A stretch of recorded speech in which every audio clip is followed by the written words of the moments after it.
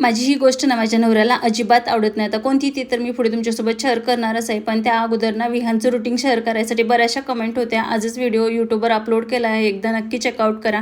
दुपारी निर्विघ्नचा फोन आला होता की दादासोबत बोलायचं आहे म्हणून, पण दादा तर मस्त दुपारची झोप घेत होता. उठल्यावर थोडीशी एक्सरसाइज ही कंपल्सरीच आहे. त्याच्यानंतर ज्या आहे तर आता मँगोचं सीझन आहे, तर पोटभर जे आहे ते मँगोज खाणं चालू होतं. जेवणाच्या नावाखाली फक्त मँगो खायचे.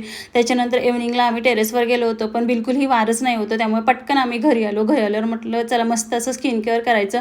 थोडीशी वाफ घेतली गरम पाण्याची, त्याच्यानंतर स्क्रब केला आणि हिमालयाचा हा फेस पॅक लावला. आता 10 मिनटं तर असेच जातील म्हणून म्हटलं चला पेडिक्युअरही करून घेऊया.